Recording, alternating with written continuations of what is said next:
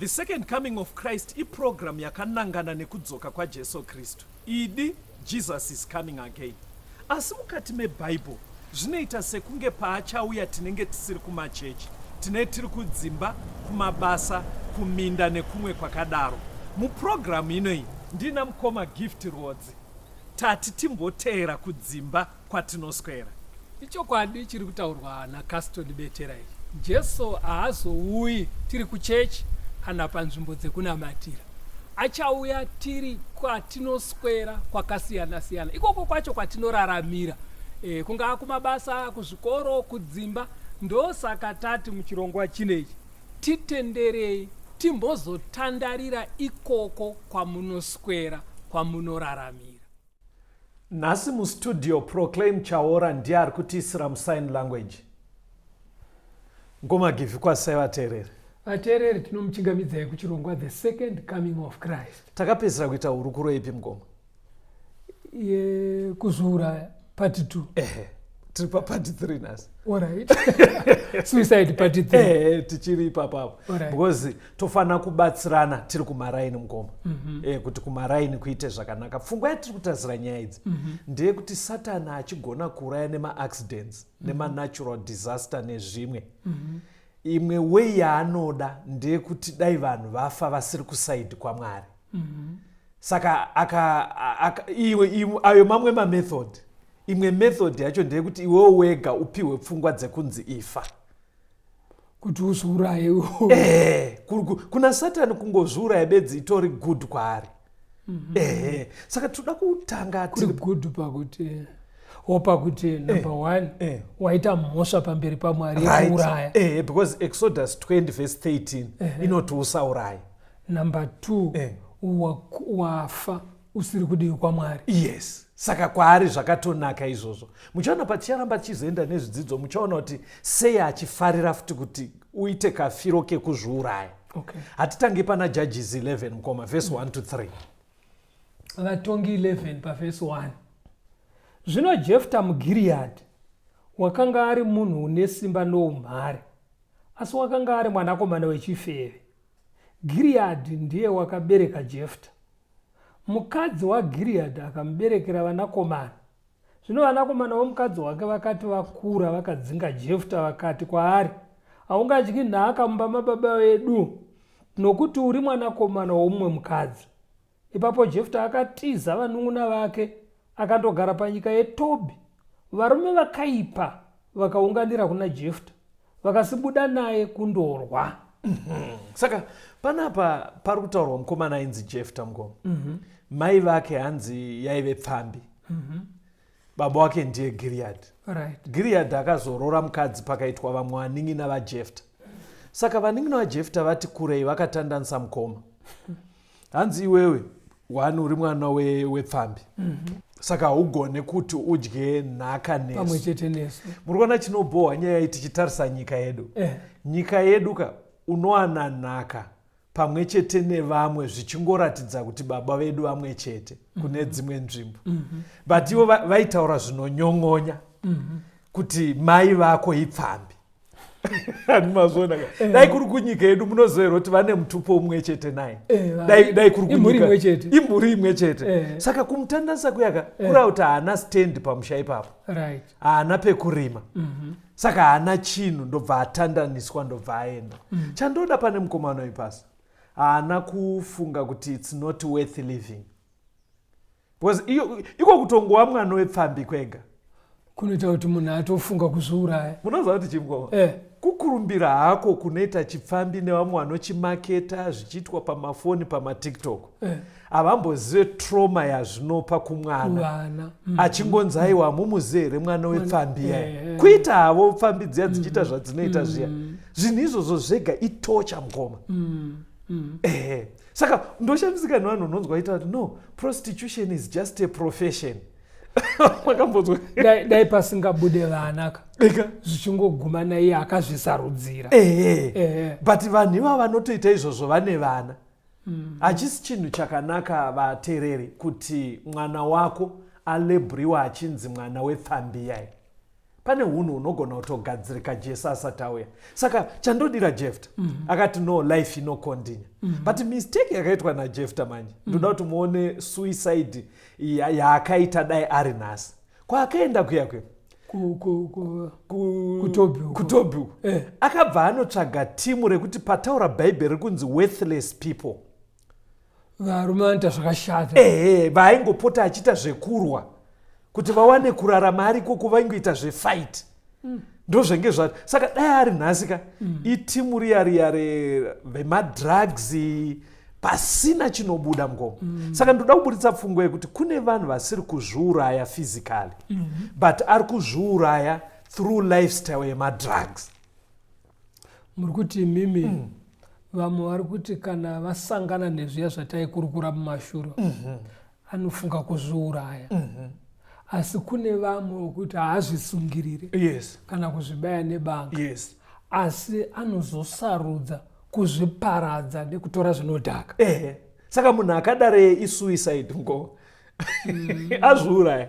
Nekuti zveshuwa paripo pangu paunoona kuti munhu achabetsere pakati pevapenyu. Haana kana anoita nhanga chairo risingabikwe, nhanga chairo kuti hapaisina chichabuda kumwana uyu. Anenge asina kana betsero. Pese pomuona ningi akadzima, hapana kana chinobatsira, haumutume kumunda, haana chaanoita, isuicide yamgo. But mukoma panobatsirwa sei? Because inini mukomana zvinhu zviya zviamenoti sei? Vandinobvunza ka vanototi whether zvinoita kufemwa kana kudya mukanwa hazvinake.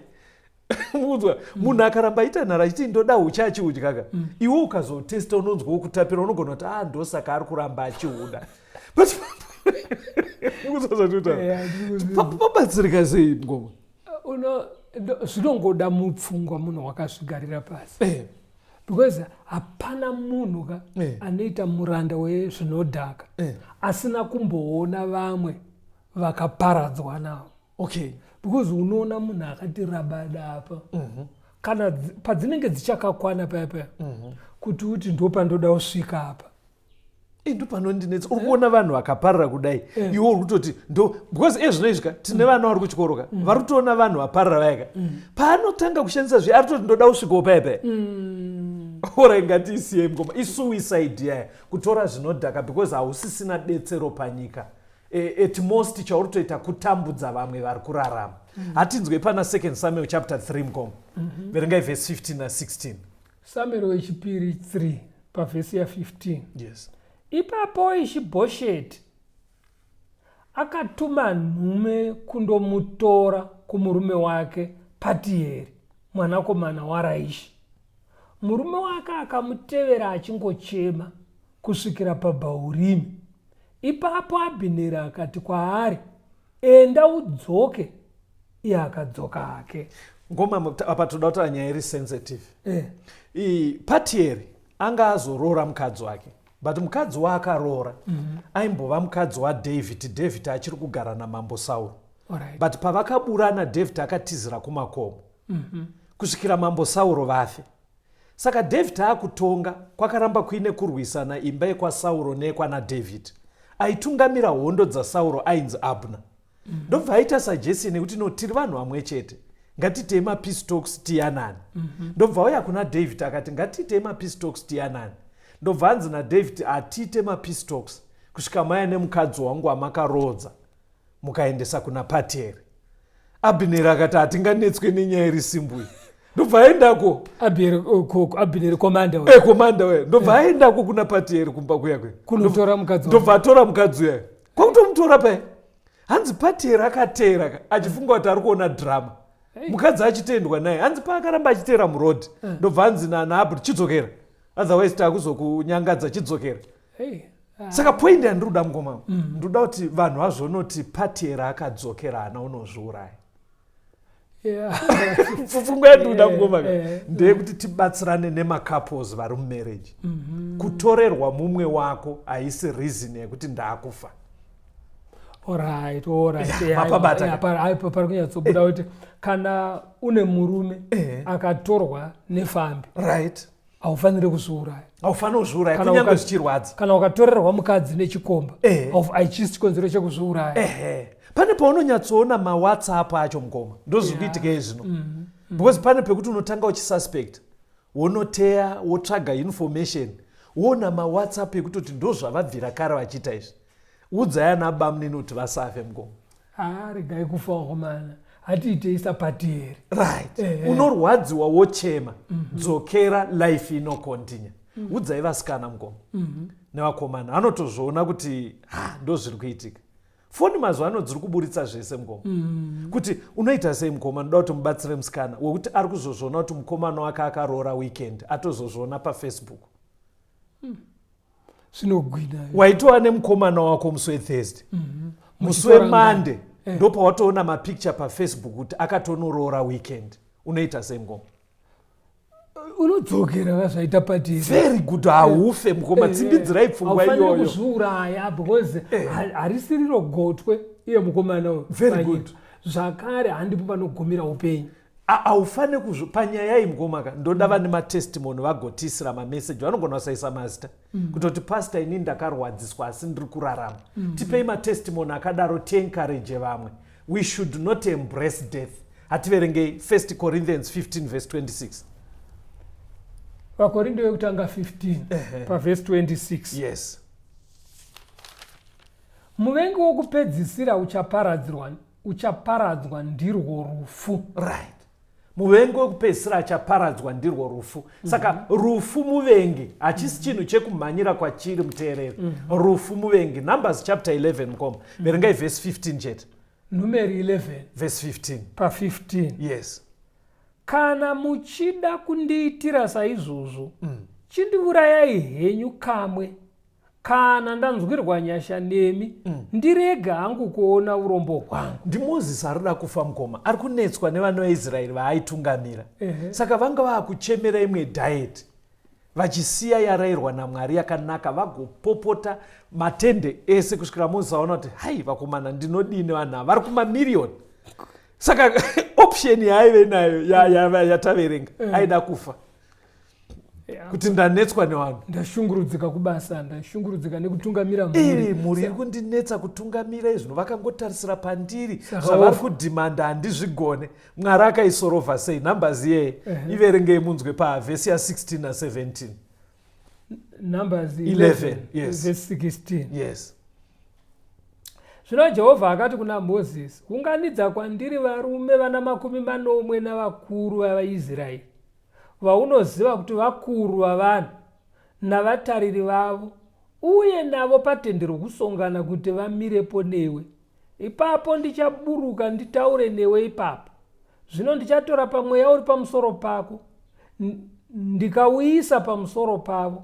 Ivo vachatakura mutoro wavanhu pamwe chete newe kuti urege kuutakura iwe wega. Solution yapiwa ndeipapa mukoma pamunhu anga akufunga uzvura achiti ndaremerwa nekutungamira vari kungotarisira inini ndega kufamily kwedu ende zvinhu zvacho zvavanodhimanda minoti mama unofunga kuti mari yacho ndoiwana kupi yandakawana last month ndakatumira vakatengera vano vezvikoro apa vane mapiritsi avanoda ndiri kutenga zvino handakana send pastor apa tete vari kufona vachiti ndaremerwa vanhu isi vari kungotarisira kwandi akaisorova sei? Mwari akati kuna Mozisi akamutsvagira vamwe vekubatsirana naye. Yes.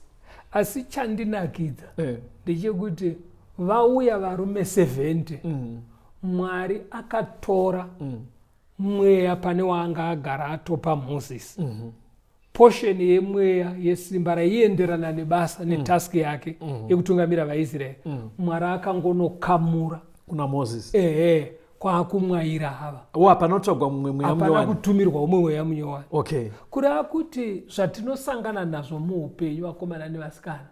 Mwari anenge akatoisa matiri, gadziriro, simba neposheni yemweya yekuti unogona kumirisana nazvo ukapfuura. Death is not an option even waremerwa sei. Chidzidzo chedu chiri kuti suicide part 3. Muteereri rega timbonzwa rwiyo.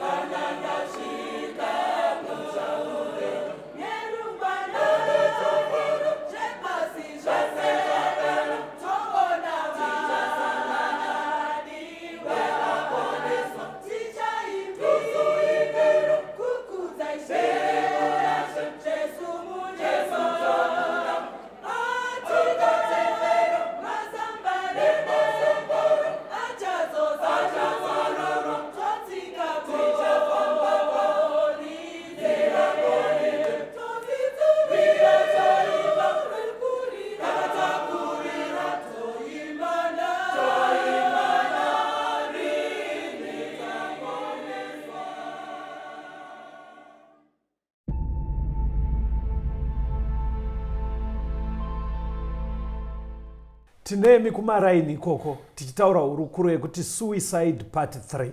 Suicide part 3. Ngoma ngatione imwe muenzaniso wemubhaibheri wemunhu akambofunga kuti habheta kufa kuri nani. Tione kuti chii changa chaita kuti aite pfungwa idzodzo. Kuri kwekuti dziri kuwanikwa pakati pedu nhasi tinobatsirika sei. Murume wainzi Elijah. Unomuziva here Elijah? Eria uyo wokukwira kudenga. Iye anembira anonzi Eria. Pamunonzwa chinzi Eria ndo pavanotora zita iroro. Murume anembira. Ande pana 1 Kings chapter 18 verse 30 muverenga neverse 37 to 39. 1 Madzimambo 18 pavhesi ya 30. Yes. Ipapo Eria akati kuvanhu vose, swederai kwandiri. Vanhu vose vakaswedera kwaari. Zvino akagadzira aritari yaJehovha yakanga yaputswa. Ndinzwei Jehovha, ndinzwei kuti vanhu ava vazive kuti imi Jehovha ndimi Mwari, uye kuti ndimi makadzosazve mwoyo yavo. Ipapo moto waJehovha wakaburuka ukapedza chipiriso chinopiswa nehuni namabwe neguruva, ukananzva mvura yakanga iri mugoronga. Vanhu vose vakati vachizviona vakawira pasi nezviso zvavo vakati, Jehovha ndiye Mwari, Jehovha ndiye Mwari. Nekuti vaIsraeri vanga vatadzira Mwari kunamata Bhaari zvakakonzerwa nekuroora kwakaita Ahabhu achiroora Jezebhel. Mwari ndobva aita kuti mvura isanaye for 3.5 years. Saka Elijah ndiye munhu aionekera airatidza kuti achiri kurutivi rwaMwari. Ndobva adeedza nyika yese pamusoro pegomo reKameo namambo vakadeedzwa. Ndobva abuda pachena zvikanzi onai ndiri 1 against ruzhinji rwesoro. Zvatakuita pano ngazvipruve kuti zvese zvandiri kuita muchiti ndini ndatadzira nyika ndazviita ndatumwa naMwari. Ndobva anamata mgomo. Moto ndobva waburuka kudenga ukapisa chibayiro. Vanhu vese ndobva vanyatsoona kuti zviri pachena izvi. Jehovha ndiye Mwari. Zvanyatsobuda pachena kuti uyu murume haaite uyu munhu waMwari. Saka apedza kudaro mvura yakabva yanzi ngaichiuya. Handiti chiverengai verse 41 to 46 pana Madzimambo wekutanga chapter 18. 1 Kings 18 pa 41. Yes, ndaona muda kuti munozotaura maverenge. Eria akati kuna Ahabhi, chirongedzai mudye munwe, nokuti kuno kuunga kwemvura zhinji. Naizvozvo Ahabhi akarongedza kundodya nokunwa. Eria akakwira pamusoro pegomo reKameri akagwadamira pasi, akaisa chiso chake pakati pamabvi ake. Akati kumuranda wake, chikwira zvino utarire kurutivi rwegungwa. Akakwira akatarira akati, hakune chinhu. Akatendazve kanomwe. Zvino panguva yechinomwe akati, tarirai, kune gore duku rinokwira richibva mugungwa rakafanana nechanza chomunhu. Akatenda undoti kuna Ahabhi, sungai ngoro yenyu muburuke kuti murege kudzivirirwa nemvura. Svikai pa 46. Zvino nguva duku yakati yapfuura, denga rikasviba namakore nemhepo, mvura zhinji ikanaya. Ahabhi akaenda nengoro akasvika Jezreeri. Ruoko rwaJehovha rukasimbisa Eria, akazvisunga chiuno chake akamhanya pamberi paAhabhi kusvikira pasuo reJezreeri. Saka nyaya iyi pagomo paya zvapruva kuti Elijah ndiye munhu ari kuna Mwari. Akabva aenda pana mambo Ahabhu zvikanzi mamboka ndiri kutonzwa kutinhira kwemvura zhinji apa denga riri clear hakuna kana gore. Asati atonamatira chifarai henyu nyaya yadi yagadzirika. Iye ndobva ati pote paseri pechikomo ndobva akunamata kuti Mwari chiuyisai mvura. Hanzi akanamata ndobva adedza muranda wake zvikanzi tarira kuti mudenga machinja here. Zvikanzi because wangu ajaira 3.5 years hakuna kana gore raionekwa. Hanzi akaita kekutanga, kechipiri, kechitatu kusvikira kechi6. Hanzi kechi7 anamata akati hakuna kana saini yekuti zvikanzi nemuranda wacho kune kagore kaduku kakaita sechanza chemunhu zvikanzi ndo mvura iyoyo. Saka hanzi within a few moments mugoma denga rese ranga razara makore. Ndobva atoona kuti mambo vanganaiwe vanonoka. Kwakutozobva paanga achinamata kwakumhanya kunobata mahanesi emombe engoro kutungamirira mambo. Ndobva vanopinda kupalace kwavo paJezreeri. Ndamboona mamuda kuti pagadzirika. Alright. Tiri kungoona ndiani ndiElijah. Aita zvinhu zvikuru, mvura yanaya, nyika yese yazviona namambo vazviona plus atovabatsira kuti vasanaiwe. Ngatichiona ipa chapter 19 yaMadzimambo wekutanga verse 1 to 3. 1 Madzimambo 19 verse 1. zvino Ahabhi wakaudza Izebheri zvose zvakanga zvaitwa naEria, zvokuuraya kwake vaprofita vose nomunondo. Ipapo Izebheri akatuma nhume kuna Eria akati, vamwari ngavandirove, ngavarambe vachidaro, kana ini ndikasafananidza upenyu hwako noupenyu hwomumwe wavo mangwana nenguva ino. Zvino wakati achiona izvozvo, akasimuka akatiza kuti arege kuurawa.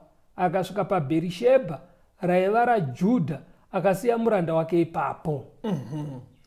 Chandodira Bhaibheri Mukoma harina kuti zvino akati achinzwa izvozvo, rakati zvino akati achiona izvozvo ndiEria. Vapinda kupalasi mambo ndobva vakupa ripoti kumudzimai kuti uya murume uyaka munhu waMwari, zvaitika pagomo apa hakusisina vaprofita vese vaya vaurayiwa. Saka itofunga ndikupawo nyuzi dzakanaka kumudzimai. Mudzimai akati handigashire zvinhu zvakanaka, zvikati mangwana Eria ari kufa. Saka paakaudzwa meseji ndofunga nemagadhi kuti mukatuma hamuna kumira mushe, mangwana uri kufa. Bhaibheri rati zvino Eria akati achiona izvozvo, kureva kuti muimagination make akatoona achitochwa, achibayiwa, achipiswa nemoto. Hanzi akabva ati kutiza tsoka ndibereke. Kwakutiza agoenda kure. Dai mamuine Atlas Mukoma, ndaida kuti muone paJezreeri nekwaakatizira kurenje reBherishebha, mangoona distance yaakarova. Chekutanga aswera pagomo nevanhu, haana kudya. Azoburuka mugomo achimhanya akatungamira ngoro, arara asina kudya. Kusena anzwa kuti uri kufa, kwakuruwa rimwe zidistance achienda kurenje. Hatichiona yaakurenje kuti ari kuti kudii. Pana madzimambo okutanga 19 verengai vhesi 4 to 8. Madzimambo ekutanga 19 pavhesi 4. Asi iye wakafamba rwendo rwezuva rimwe kurenje, akandogara pasi pomurara, akakumbira kuti afe hake.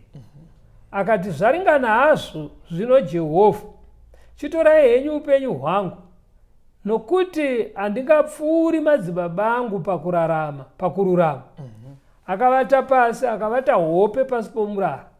Zvino mutumwa akamugunzva akati kwaari, simuka udye. Akatarira akaona pedyo nomusoro wake chingwa chiduku chakanga chagochwa pamazimbe nechirongo chemvura. Akadya akanwa, akavata pasizve.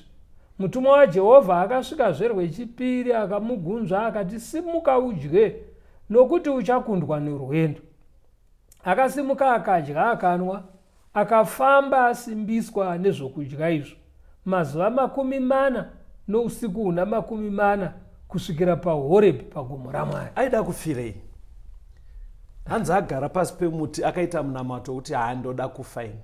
Aida kufirei Mukoma? Apa kaari kuona rufu ruri kuuya aida kuurayiwa naJezebheri. Ada kurutangira. Ndorwaatiza. Asi akuti zviri nani kufa. Anokona kuti zviri kukonfyuza kuti atiza kuurayiwa, asi ari kuti zviri nani kufa. Chaanoda kufira munoziva kuti chimugoma. Ari kufunga kuti ndima yandakavha kana ane nharo by now vanhu vese vangadai vari kuti Eria. Ari kufunga kuti zvandaitaka nezvaonekwa nevanhu vese kana anga achine tunharo tuduku zvabuda pachena kuti Eria munhu wani, munhu waMwari. Saka ari kutoshamisika kuti kune munhu asiri kuappreciate. Okuti mumba mamambo Jezebheri haasi kuappreciate kuti iye munhu waMwari. Saka ndo zvaakuda kufira izvo. Nezvekutoti mvura yadzoka panyika, Jezebheri haanei nazvo. Jezebheri ada kuti saka masituations mamwe anogona kuita kuti vanhu maade kufa Mukoma iko kuti sangoappreciate. Okuti vanhu havacherechedze zvawaita. Saka kusaappreciatwa kukasangana nenzara nekuneta. Musaseke Mukoma. Muri kuona zvinhu zvanga zvapari. Aiti nzara, oti kuneta, oti kusaappreciatwa.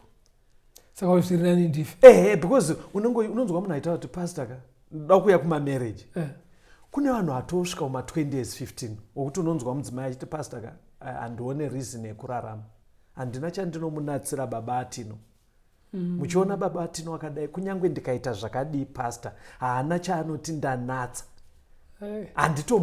Handifunga kuti pane difference ndiripo kana ndisipo. Saka beta ndife. Anzi yavanenge iti beta ndife.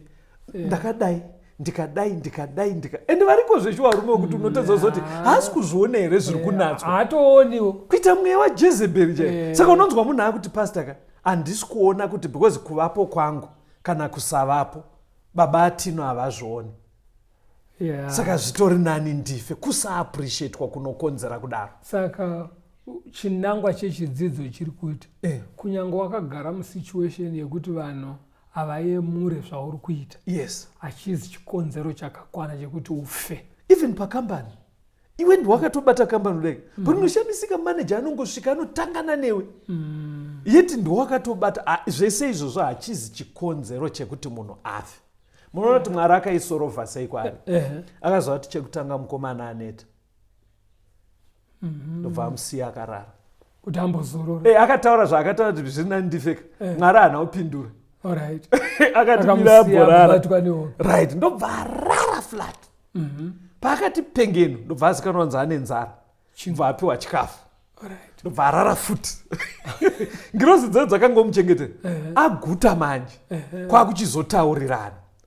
Saka pamwe pacho you need rest vanhu vaMwari kutozorora chaiko ngoma inotodiwa as we do our things pane pamwe panotongoda kuzorora kumboita time yekutongozorora imwe pressure yeupenyu inoisa pfungwa inzwai pana Matthew 11 verse 21 ngoma.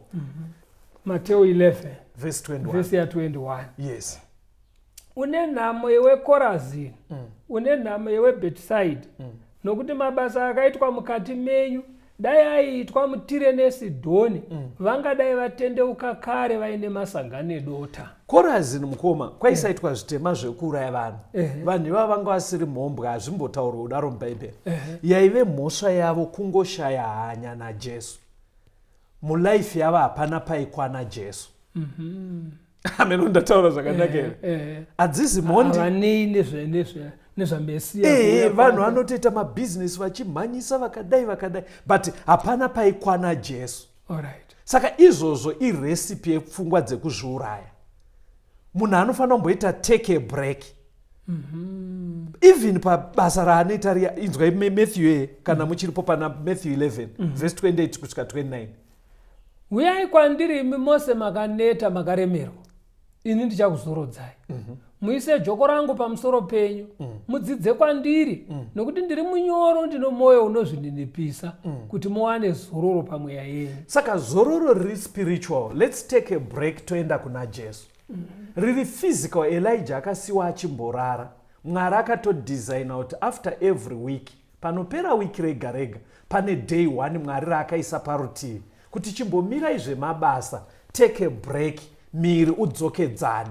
Izvozvo zvinodiwa izvozvo. Taura ipapo mukomanisa ndapa 1 phone number.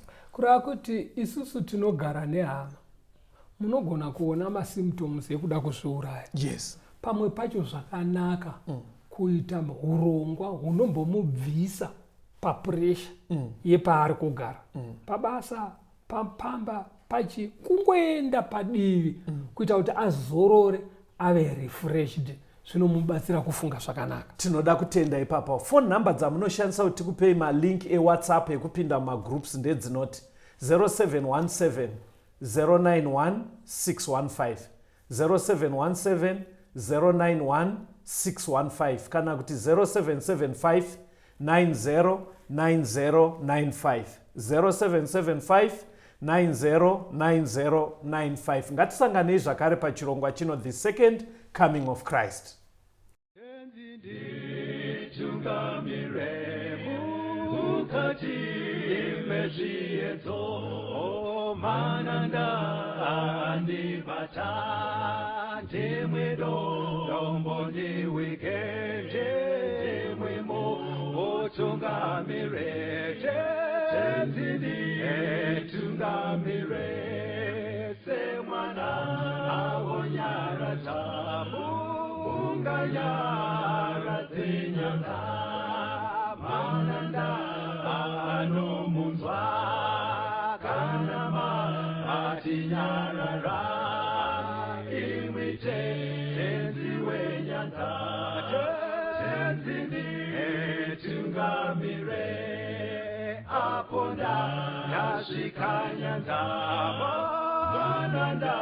aondichisa andichina zororo ndotsamira kune mwikandinzwe imwi moti ndinokutungamira